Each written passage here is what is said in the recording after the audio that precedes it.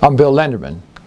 This is one of a series of monthly discussions to be held one time a month on Friday, 9 a.m. Mountain Time. The purpose of the discussions is to provide insights into concepts people may not know or don't fully understand, to correct misconceptions about important issues, and to build a community of wise and thoughtful people who know how to use money as a tool. When this portion of the discussion is finished, I'll open up, for people who are able to attend live, I'll open up the discussion to those who would like to participate. Today's topic is rate of return. First, how it's calculated. Second, how it can be misleading. And third, what value does it have? First, let's look at how we calculate the rate of return. If a person would invest $10,000, and suppose the first year they make 100% return, you understand that at the end of the year they'd have $20,000. Suppose the second year they lost 50%. At the end of that year, there'd only be $10,000 left. Suppose the third year they make 100% return again. They're back to $20,000. And suppose the fourth year they lose 50% a second time. Now they're back down to $10,000. Well, let's look at the rate of return issue. You can see the value of the investment at year 4, at the end of year 4, is $10,000, which is where they started. So their gain over 4 years is 0. Now the question becomes, what was the rate of return that the organization or the mutual fund or whatever it may be will tell you? Was it 0? Was it 25%? Was it 100%? Well, the answer is 25%, because the way the rate of return is calculated is you add the winning years. 100 plus 100 is 200. Then you subtract the losing years, minus 50, and minus 50 is minus 100. So plus 200 minus 100 equals 100. Now you divide 100 by 4. So the return, the rate of return on this investment, whatever it was, will be reported as 25% a year. You made nothing, but the rate of return was 25% a year. I think you can see how tempting it is when someone tells you, wow, my investment makes 25% a year in the last 4 years, to fall into the trap and thinking that that would be valuable when you might end up with nothing. Worse still, just take a mutual fund as an example. Let's just say that you're in the long-term capital gains tax bracket of 20%, just for ease of understanding. If in that first year you made a $10,000 profit, that would be reported to the IRS, and you would pay $2,000 tax on that profit that you have shown. The third year you made 100% as well, and the same thing would be true. So the fact is that in that 4-year period, you would have spent $4,000 in tax as capital gain taxes, despite the fact you made nothing over the 4-year period.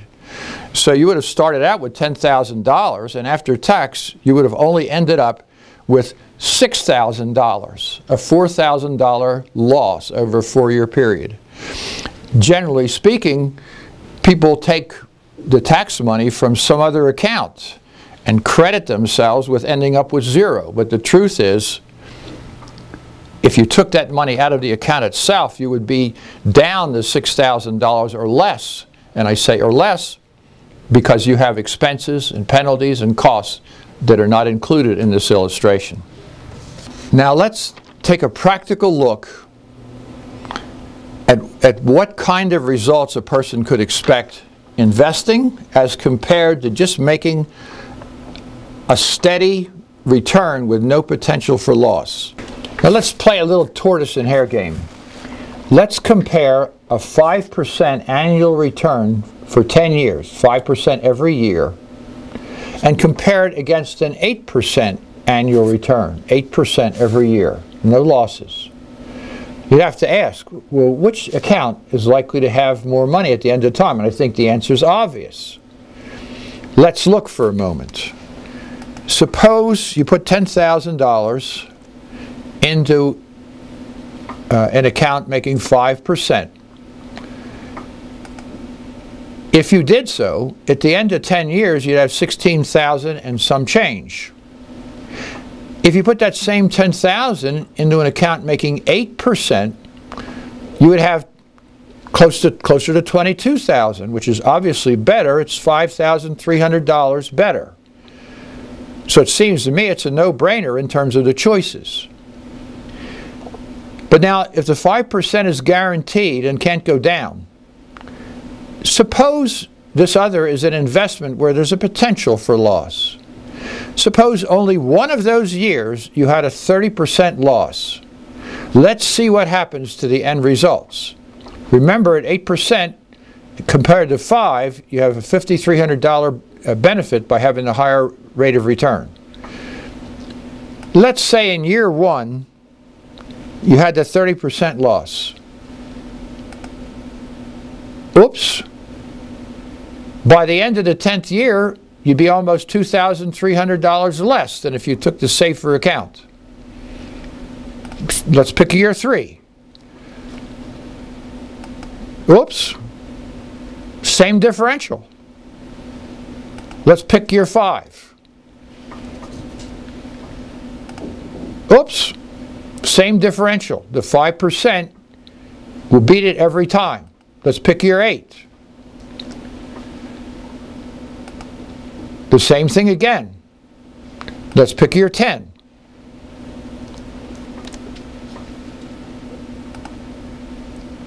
You can see that in every case, a single loss can wipe out the advantage of an account that's chosen because a person is willing to take extra risk with the hope of making a higher return, but with the possibility of accomplishing a loss.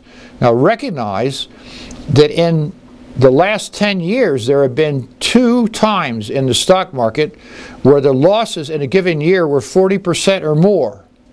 Can you imagine the devastation that that would cause on somebody's account? It turns what we think of as investing practically into gambling. Now I'd like to give you a little pop quiz to see what you've really understood about rate of return. And hopefully the idea is once you fully understand it, you can begin asking questions about a rate of return and possibly get meaningful information or reject it if the information is false. Let's just take a look at what you see here. If you had $1,000 and you had a 20% average rate of return for 2 years, how much money would you have at the end of the 2 years? Well, you might say, first answer is right.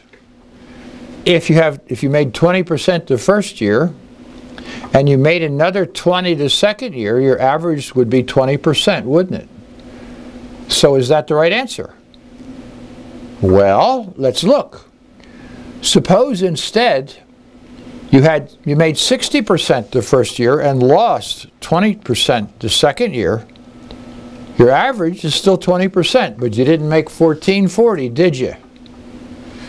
Well, is it possible that any of these other answers are correct? Wow. If you made 100% the first year and you lost 60% the second year, your average return is 20% a year. But you only made $800. Well, you started with 1,000. Could 0 possibly be right? Well, let's look. Suppose you made 140% the first year and lost it all the second year. Your average is still 20%. You've lost all your money and you experience a 20% average return. Recognize in that third and fourth scenario, at the end of 2 years you have $800. You started with 1,000. In the third scenario, you've invested for 2 years and you're down from $1,000 to $800. you're going to have to make 125% return in some fashion just to get back to $1,000. Is that not gambling? And do you think you're going to make 125% return in order to get back to even? The fourth scenario, when you have nothing, you're busted. You don't have another chance. Well, how's that different than rolling the dice in Las Vegas and losing it all? So I really would like to suggest that when someone comes to you and talks to you about the wonderful rate of return you're going to make, when you're really gambling your money, if there's a possibility of loss, all these things come into effect. Again, I hear a lot of questions about rate of return. They're meaningful when you're dealing with an account that's basically a savings type account where the money can't go backwards, the returns can't go backwards as well. Then it has some meaning, but it's a different animal than what we've been talking about in this session. I hope you find that helpful. I would like to invite you to invite